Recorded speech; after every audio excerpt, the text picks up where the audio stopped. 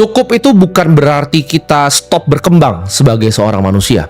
Tapi justru dengan mindset cukup ini, ya, kalian semua akan lebih gampang untuk menyaring informasi. Ketika lu turunin ego lu, ketika lu turunin kesombongan lu akan gampang menerima informasi. Orang yang sombong ketika nonton video ini muncul di TikTok kalian akan pikir, oh dia kaya muda, dia bapaknya kaya, dia cuci duit. Dengan kesombongan itu menutup apa yang kalian bisa pelajari dari orang yang kalian lihat di sini. Kalau kalian sudah blokir pola pikir kalian, itu kalian gak akan pernah jalan kemana-mana. Kalian akan diam di tempat dan stay di tempat. Ketika ada sesuatu yang kalian tidak mengerti, kalian terlalu cepat beropini dengan pikiran yang sangat sempit.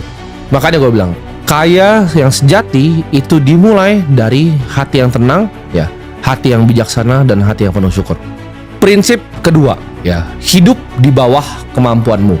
Yang membuatmu kaya itu bukan cuma sekedar pendapatan, ya, tapi gaya hidup. Ini kesalahan fatal yang gue lakukan. Investasi baru sekian miliar, ya, income ratusan juta, gaya hidup udah selangit.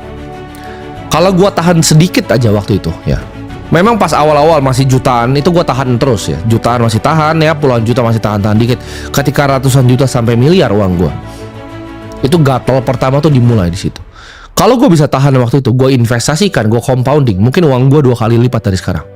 Waktu punya duit sedikit sudah beli beberapa jam tangan Rolex yang murah-murah itu untuk pamer, ya, ke teman, ke orang lain, untuk dirasa keren, untuk diakui oleh teman-teman sekitar. Setiap pendapatan naiknya drastis, waktu naiknya kecil enggak, ya. Ketika pendapatan naiknya drastis, nah gaya hidupnya mulai naik drastis juga waktu itu.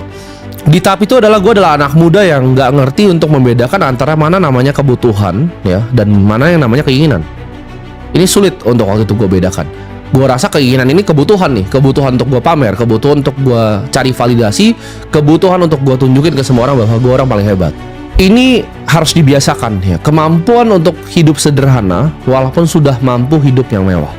Orang kaya yang sejati, ya, gue pelajari, orang kaya sejati itu menggunakan uangnya bukan untuk pamer, tapi menggunakan uangnya untuk bisa jadi pelayan untuk lebih banyak manusia yang lain, untuk bisa serve, untuk bisa melayani orang lain, untuk bisa membuat dunia ini jadi sedikit lebih baik.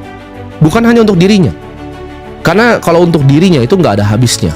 Hedonisme itu tidak ada habisnya. Treadmill itu adalah lingkaran kayak nggak pernah bisa berhenti, ya. Lo awalnya mau mobil harga 100 juta, lo mau mobil 1 miliar, nggak cukup 1 miliar, lo beli yang 5 miliar, nggak cukup, lo beli 8,5 miliar, lo beli yang 10 miliar, lo beli yang 15 miliar, dan akhirnya lo beli 30 miliar. Itu nggak ada habisnya.